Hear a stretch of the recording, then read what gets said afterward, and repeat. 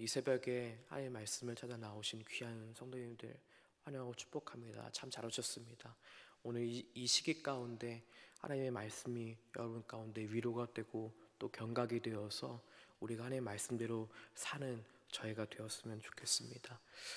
오늘 본문 말씀은 조건절이 앞에 붙어있는 말씀이라는 것을 전제하고 보아야 합니다.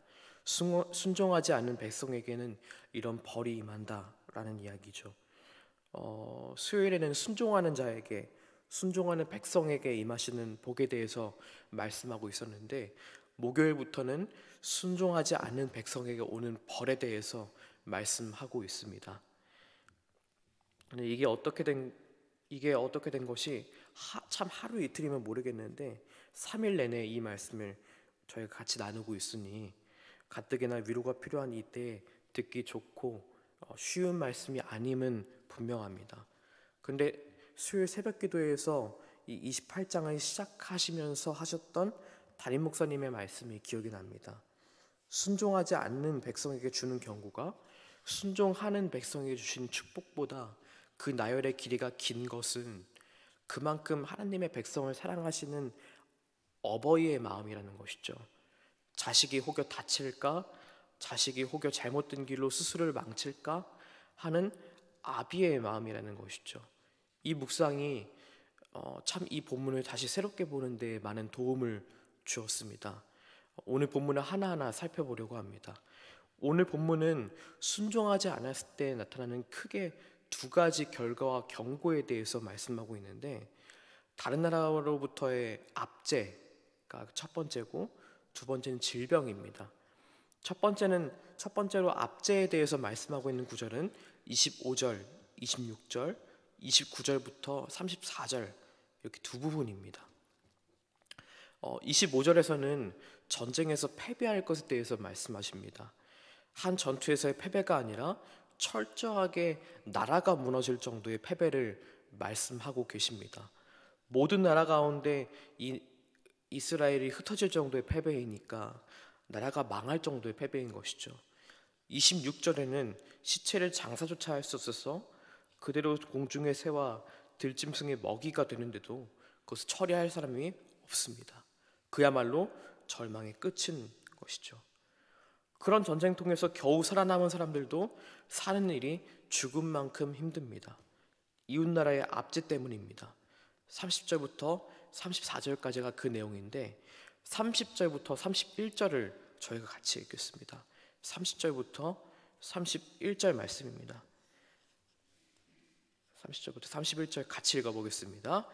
내가 여자와 약혼하였으나 다른 사람이 그 여자와 같이 동침할 것이요, 집을 건축하였으나 거기에 거주하지 못할 것이요, 포도원을 심었으나 내가 그 열매를 따지 못할 것이며, 내 소를 내 목전에서 잡았으나 내가 먹지 못할 것이며, 내 나귀를 내 목전에서 빼앗겨도 도로 찾지 못할 것이며, 내 왕을 원수에게 빼앗기나 너를 도와줄 자가 없을 것이며.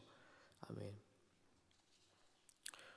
아무리 수고롭게 일하고 생계를 위해서 일해도 다른 사람들이 채갈 뿐입니다. 집을 지어도 거기에 포도를 심어도 가축이 끼워도 다 가져갈 뿐입니다. 심지어 사랑하는 사람도 뺏길 것입니다 라고 이야기하고 있습니다.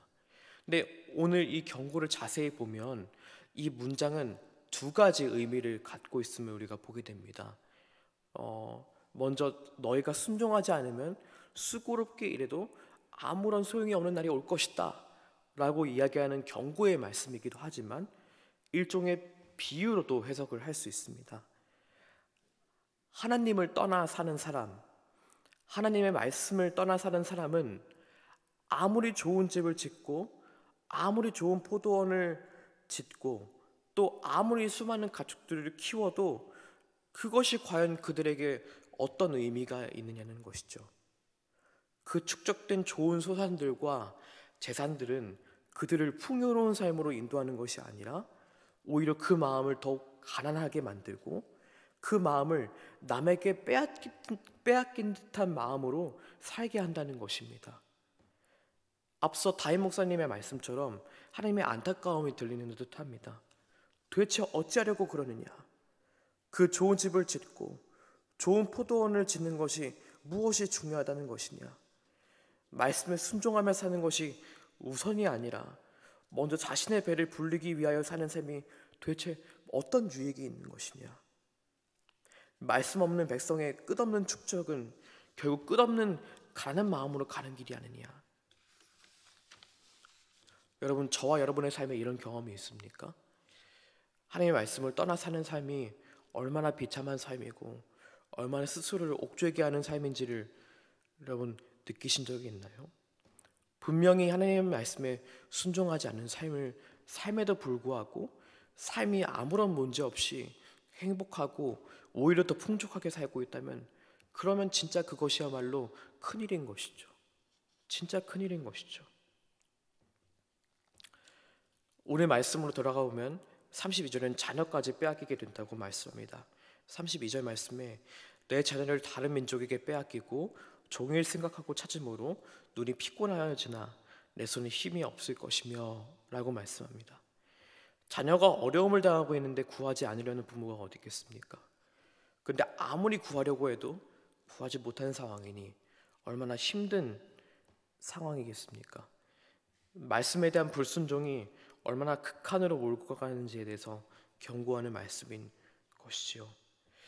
질병에 대한 말씀이 27절, 28절 그리고 35절 말씀입니다. 근데 이 질병 가운데 보통 성경에서 나오는 질병으로 찌시는 것 중에 흔하게 나오지 않는 질병이 하나 있습니다. 종기, 치질, 괴혈병, 피부병 등은 성경에 숱하게 나오는 이른바 하나님의 저주와 하나님의 치심을 상징하는 병들이거든요. 근데 성경에서 잘 등장하지 않는 병이 하나 있는데 바로 정신에 관련된 정신병입니다. 하나님의 진노로 정신병이 생겼다는 말씀은 성경에 많이 나오지 않습니다. 굳이 뽑자면 다니엘의 서술에서 등장하는 느부갓네살 왕 정도겠지요. 느부갓네살 왕을 하나님께서 치셔서 마치 들짐승이 된 것처럼 만드셨고 후에 하나님의 높으심을 찬양했다는 서술이 다니엘서에 나오지 않나요? 그만큼 드문 심판이 이 정신병인데 여기에서 이 말씀을 우리에게 하시는 하나님의 의도가 분명히 드러납니다. 28절과 29절 말씀을 같이 읽어보겠습니다. 28절 말씀과 29절 말씀입니다. 여호와께서 또 너를 미치는 것과 눈 머는 것과 정신병으로 치시리니 맹인이 어두운 데에서 더듬는 것과 같이 내가 백주에도 더듬고 내 길이 형통하지 못하여 항상 압제와 노략을 당할 뿐이리니 너를 구원할 자가 없을 것이며, 실제로 사리 판단을 하지 못하는 질병에 걸릴 것에 대해서 경고하신 것뿐 아니라 하나님의 말씀이 삶의 기준이 되지 않는 그 말씀을 잃어버리고 사는 백성이 마치 그런 삶과 비슷하다는 것을 말씀하고 계신 겁니다. 맹인이 더듬는 것 같이 다 훤히 밝히 보이는 낮임에도 불구하고 사지가 온전히 움직임에도 불구하고 나아갈 방향과 길을 모르는 사람처럼 사는 것이 하나님의 말씀이 삶의 기준이 되지 않는 사람이라는 것이죠. 말씀을 따르는 기쁨을 너희가 잊어버렸다. 그 말씀대로 순종하는 법을 잊어버렸다. 그 말씀이 바로 눈앞에, 바로 코앞에 펼쳐져 있음에도 불구하고 눈뜬 장님처럼 어디로 가야 할 바를 모르고 있구나. 너희가 두 가지 악을 저질렀구나. 하나는 생수의 근원인 나를 버리는 것과 또 하나는 전혀 물이 고이지 않는 물이 새는 웅덩이를 봐서 그것을 샘으로 삼고 있구나. 여러분, 그 물이 새는 웅덩이가 우리의 목마름을 채워주었습니까? 물이 고이지 않아 바구니를 파내고 파내도 흙이 섞인 물을 마실 뿐입니다. 오늘 말씀은 하나님의 반협박의 말씀이 아닙니다.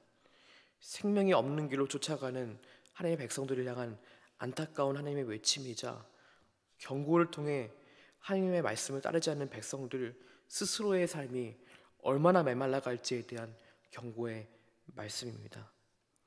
여러분, 저와 여러분이 이 하나님의 경고를 보고 우리의 삶을 돌아보기를 원합니다. 가장 삶에서 신경 쓰는 부분은 무엇인가요? 그것이 여러분의 삶을 풍요롭게 만들어줄 것이라고 생각했지만 오히려 여러분들을 더욱 갈증을 일으키게 하지 않았나요? 생수의 근원인 하나님이 우리 삶의 중심이 되시도록, 그분이 우리의 만족이 되시도록 우리 삶을 다시 재조정하는 저와 여러분 되기를 바랍니다.